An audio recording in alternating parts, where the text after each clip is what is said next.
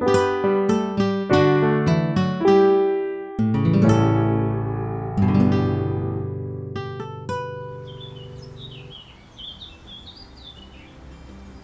to Oklahoma Gardening. This time of year, we're seeing a lot of weeds starting to pop up, and sometimes they can be a little difficult to distinguish. We're going to help you figure out how to distinguish between weeds and plants in your garden.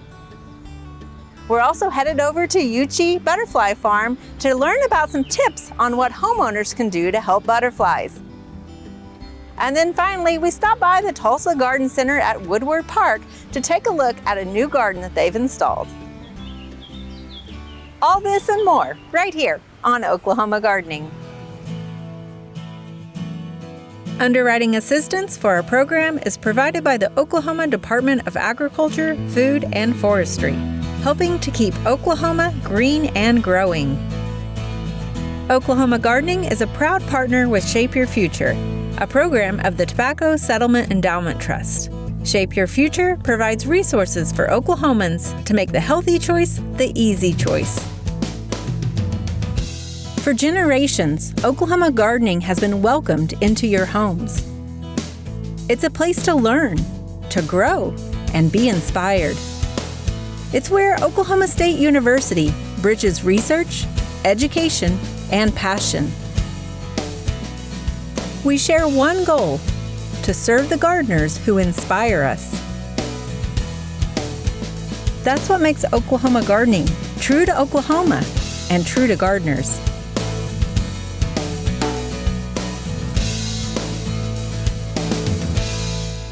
Have you ever looked at a garden and thought, well, it's looking pretty good, only upon closer inspection to realize that some of the weeds have maybe taken over? Now, plants can be tricky, and whether you identify it as a weed or not, that's up to you. But it depends on the intention of what you're wanting with that garden. So here we have a hardy succulent garden, but we've got some other plants mixed in as well.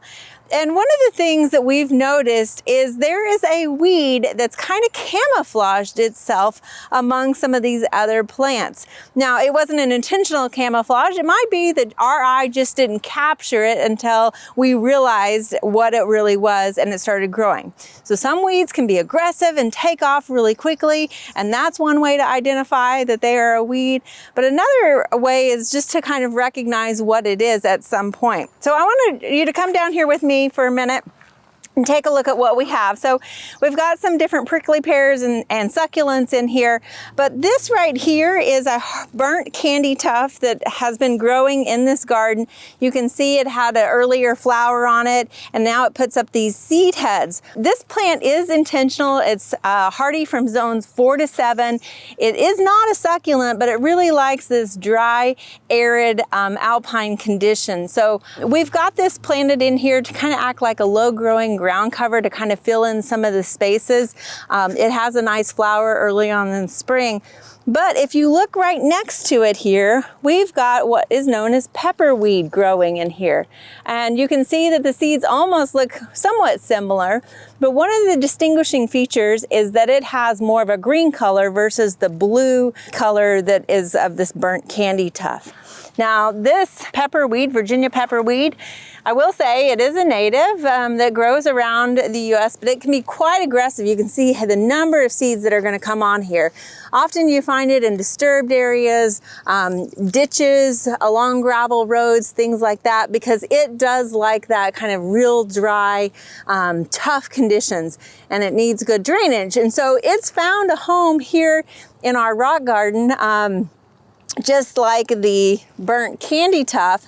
However, this is the one that we have decided to keep here and not the pepperweed. So we need to go in here, and I got to tell you, even though we're going to hand pull some of this, we are still probably going to have this pepperweed returning just because the amount of seeds.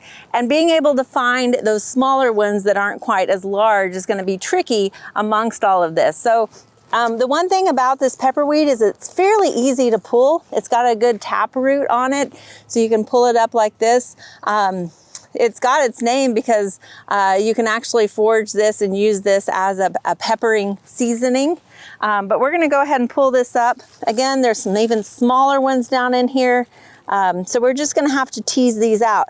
And that's how a lot of times these weeds will kind of camouflage themselves, and eventually, sooner than later, you're gonna realize like, oh my gosh, I have a lot more weeds than I realized in my garden. So that's why observation is one of the best tools in weed management. You wanna stay vigilant, you wanna know which plants you're looking for and which ones you might observe as weeds.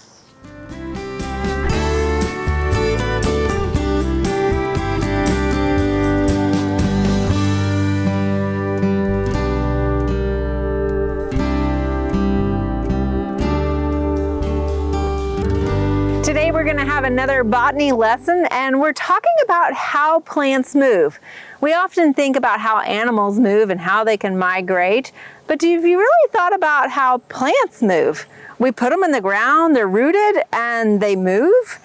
They move by their seeds. And so today we're going to talk about some of the different modes of how those seeds are distributed back into the landscape. And so we're going to first start here with a spiny sow thistle. This is often seen as a weed. You might find it growing in your garden in some different places. You can see it has this kind of daisy aster-like flower here. But once those flowers start to decline, what they're going to turn into is your typical dandelion puff. And so those puffs, you can see there's some that are down here that are attached to the spines. But what they're going to do is they're going to get caught in the wind, and they can travel for long distances. Now you might be more familiar with the cottonwood tree that is native to Oklahoma, but because the cottonwood is so tall, when those seeds get into the air, they can travel great distances and cause problems in your air conditioner filters and such like that.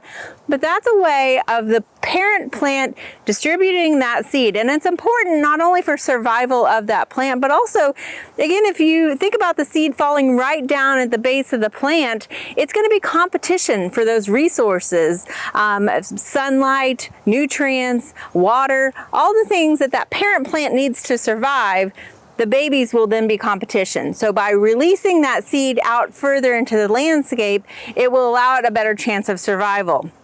Now this is one method of wind distribution, is with these kind of cottony, fluffy seeds. But another one you might be familiar with is what we often find on maples, and these are the samaras. Some people call them the helicopter seeds or the whirlybirds. And so these are one-winged seeds. So you can see they have a wing, and the seed is right here in the center of it. So this is two different samaras right here. That is actually a seed in each side there. So that is a maple, again, another wind distribution technique for seeds. So another form of seed distribution is mechanical. So a lot of our legumes, you'll see that they have capsules. So whether that's okra or hibiscus or even our native red buds. So you'll see that they have these pods here, and they will dry and eventually release those seeds and kind of scatter those a little bit. So they don't travel as far because they're kind of just distributing them a little bit closer versus the wind distribution. Another method for seed distribution is utilizing animals. So the plants will actually utilize those animals to distribute their seeds, and they do that in a couple of different ways. And one is to create a tasty treat for an animal to eat. So this is our native soap berries here. You can see it's blooming, but we also have some old fruit from last year. A lot of times you see soap berries growing along fence lines. And if you think about what's eating these, some birds are eating these, and then they fly, they land on either their utility lines or the fence lines, and then that seed comes out with a nice little pile of fertilizer next to it, causing your next soap berry to start growing. So that's one way. So plants that are distributed by animals might have a longer distance away from the adult parent. Of course, blackberries, any of our fruiting plants have adapted to have a tasty treat for that animal to be encouraged to take that seed a little bit further. So these are some weeds that we have, and a lot of our plants in the umbel family or the Apiaceae family, also known as the carrot family, they have these umbel-shaped flowers that look like umbrellas, if you will. You can see how it's kind of got this white flower to it, but as they dry, they get these sort of stick-tight seeds on them. And if you've ever walked or hiked through the woods, you come back, you check your socks, and you'll have these all attached to you. So again, that's a method of transportation of these seeds. So you think about little furry animals that are walking through, and these get caught in that fur. Anywhere from smaller stick-tights like this to your larger cockaburs that will travel on cattle and different things is a way for this plant to move through the landscape. Now there's another method, which is water. So one of our most invasive plants, the tamarisk plant, likes to grow on the edge of water. And its seed can not only travel by wind, but is very buoyant as well and can travel through that water. And so you often find it downstream. And that's one way that it spreads and is becoming a problem, or is a problem, in Oklahoma. Now, the reason why we wanted to kind of cover all of this is because it's kind of cool that plants can move. We often think of them as being stationary and stuck in the ground, but they do move. So when we're thinking about planting our landscape, it's also important to remember how that plant might spread in your garden and to consider the ways the seeds are distributed. Because you're not just planting that one plant, but you're also planting potential progeny that's going to distribute throughout the landscape.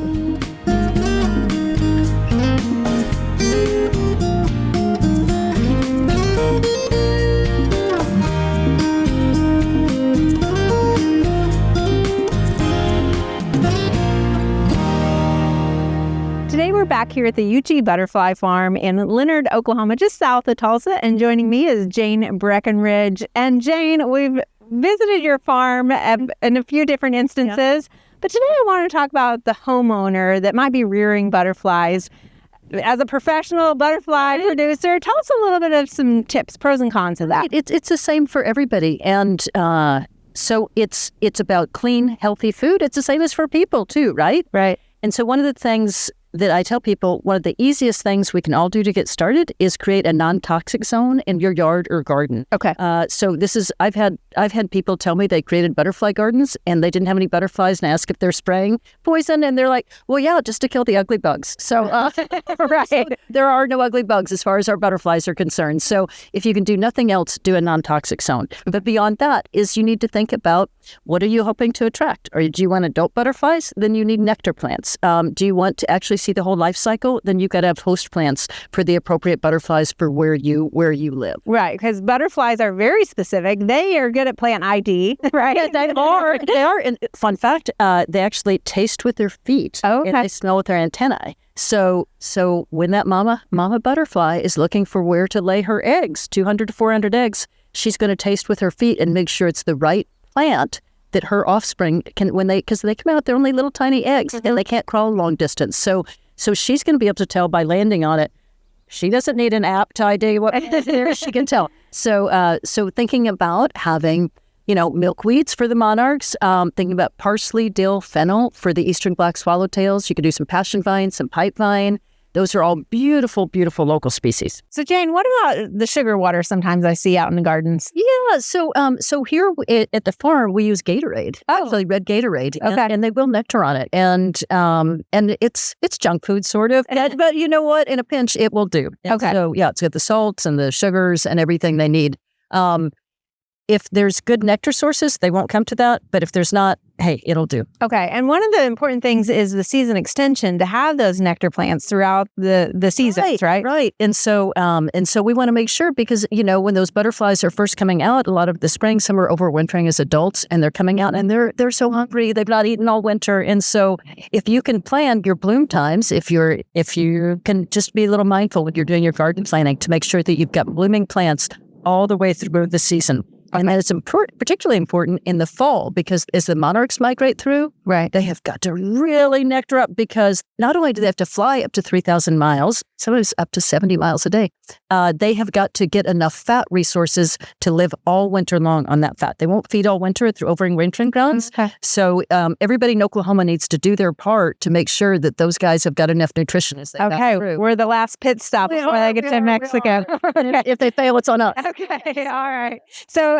essentially, they're migrating back through in late September, October? Is that? Yeah, mid to late September, depending on the year. All right. So what about people that are rearing them? And they might have seen them in their garden. They bring them into one of those cages. Is that a good thing or a bad thing? Well, it's probably not going to help save monarchs, like is the whole population. But what it does is I think it gives people a really amazing experience to better understand monarchs. So I personally, I'm fine with doing it. And you are, so less than 5% of monarch eggs in the wild actually make it to adult butterflies. Most of them go into the food web. That's nature. But it's just, it's sad to watch them get parasitized. So I enjoy bringing them in. That's actually how we got started butterfly farming over 30 years ago, is bringing them in. Okay. So you're saving one starfish at a time, essentially. That's exactly what we're doing. And also just having one of the most miraculous experiences. So, but if you are going to do that, got to make sure they've got plenty of food and keep them clean. Take out the frass every day. Don't handle them with your hands. Or if you do, use gloves. Okay. And do they need water? No. Okay. All right. Well, thank you so much for this information. Thank you.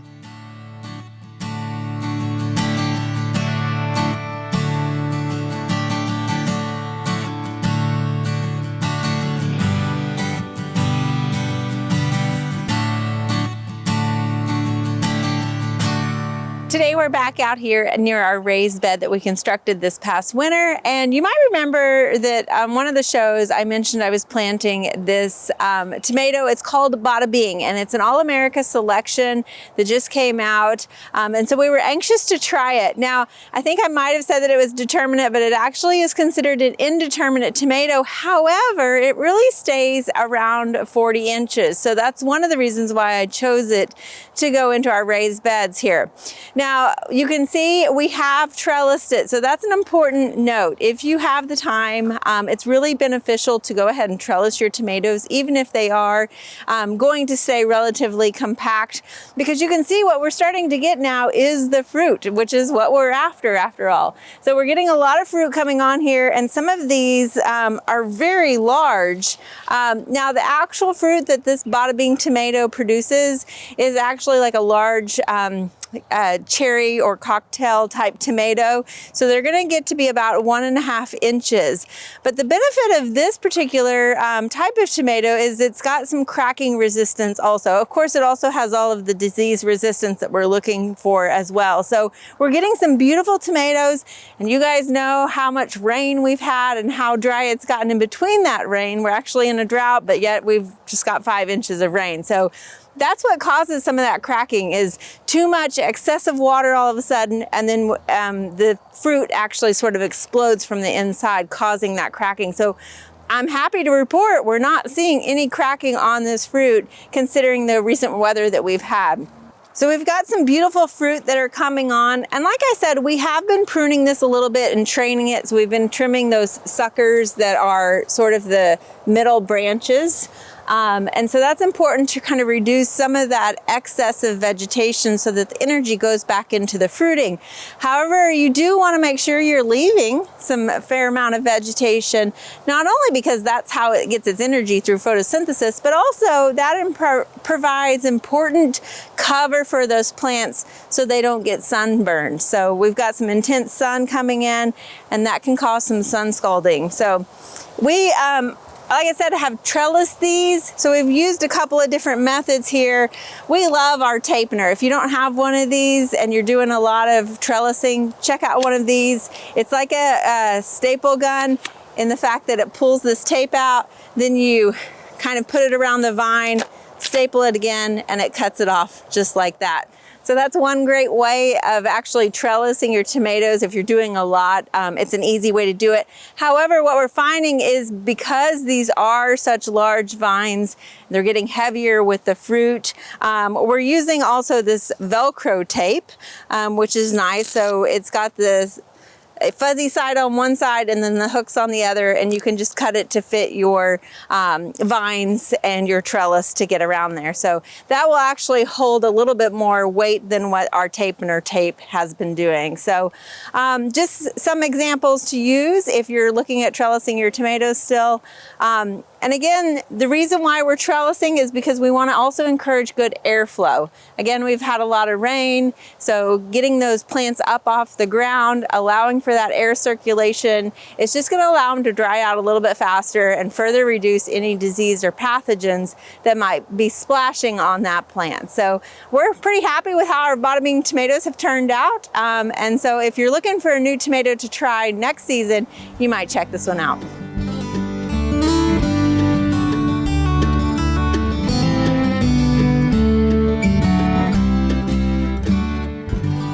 Today we're here at the Teaching Garden at Woodward Park, and joining me is Lee Taylor, and we're in a new garden that just recently was redesigned. Can you tell me a little bit about what it is now? So this is our fountain garden. We also sometimes call it the study garden. It's meant to be, a space to come and sit quietly, meditate, or study, read a book. It's also meant to be a cooler garden. Obviously here we've lost a lot of our shade. There used to be several mature trees in this garden that unfortunately due to storms and fungus infections we lost over the last decade or so. So with diseases and problems, you have to adapt the garden, right? Yes. So did you because it used to have a little bit of a Japanese feel. Yeah, we had some Japanese maples in here, and kind of some of the design principles that were used to choose our plantings influenced that look for sure. Okay, so what is kind of this space meant to be now? I know you were wanting to go a little more color all seasons? Yes, definitely. And we still want to hold on to that meditative and study. So obviously the fountain is here. That really contributes to the feeling of the garden. But this is also a display garden and an opportunity to showcase some wonderful small garden trees. It is a narrow bed. Almost none of these are larger than about 8 feet deep. Mm-hmm. And so we need to stick with smaller tree species in this space. If nobody's been here before, it's a jewel of a garden, and it's a little bit of a pocket garden squeezed into the urban environment of Tulsa here. And so you are kind of limited on space and also height, even with the power lines and stuff. Right. So we've selected 10 species of trees, all of which show off a huge variety of shapes. We have weeping and columnar and pyramidal and small ovals that will really make a beautiful canopy, a diverse canopy, and showcase what you can do in a small space. Okay, and often when we think of color, we tend to think of flowers, right? And we know there's a lot of spring flowering trees. Can you tell us about that? And also other ways you've incorporated color. Yeah, so we have several spring blooming species. We have a weeping cherry, a weeping redbud. We have 2 deciduous magnolias. One is a pink flowering and one is Judy Zook magnolia, which is a yellow flowering magnolia. That one's actually gonna get pretty tall at about 35 to 40 feet, but stays very, very narrow. So it's perfect for a small space like this. Oh, excellent. And also fall color as well. Some wonderful fall color on all of these trees and some winter interest as well. We have a crabapple that actually holds on to its fruit for a really long time into the winter. Okay, and do the wildlife like those crab yeah, apples? absolutely, absolutely. And that's part of the benefit as well. Very nice. And of course, you will get more shade as they grow, and it'll be a more reflective area to kind of cool off in. Absolutely. But you have one special tree that's blooming back there. Can you tell us a little bit about it? Yeah, so we have a Franklin tree hybrid. The Franklin tree is from Southeast US. It's actually extinct in the wild now, so it's only found in cultivation. Okay. Ours is a hybrid. This garden stays a little bit wetter. Our microclimate, the soils stay wetter, and the Franklin straight species doesn't tolerate that so well.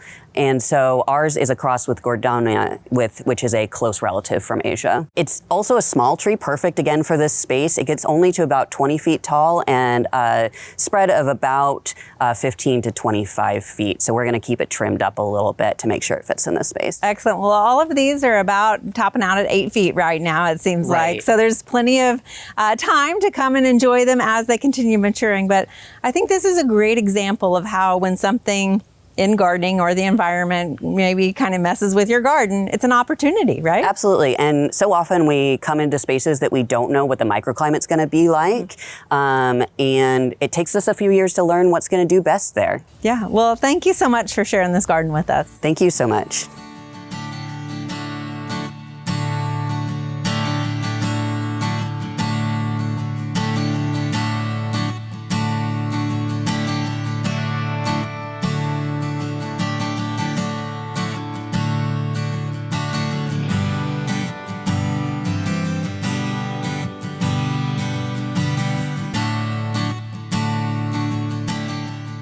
And as always, if you have questions about today's show, feel free to reach out to your local county OSU Extension office or leave us a comment on social media.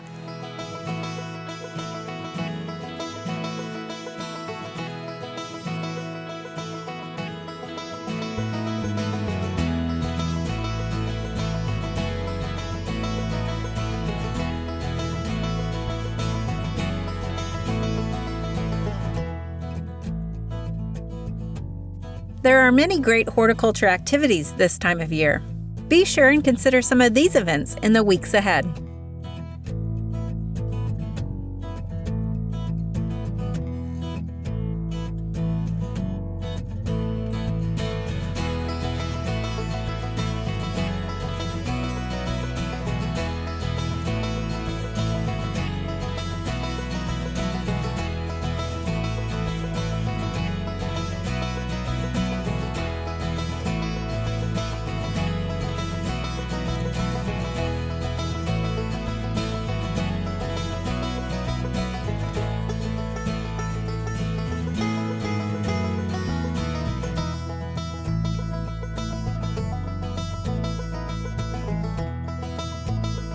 Join us next week as we visit a beautiful English garden full of charm right here on Oklahoma Gardening. Thanks. Okay. Butterfly. Don't hit it, don't hit it. And ready and roll. It sounded loud to me. So.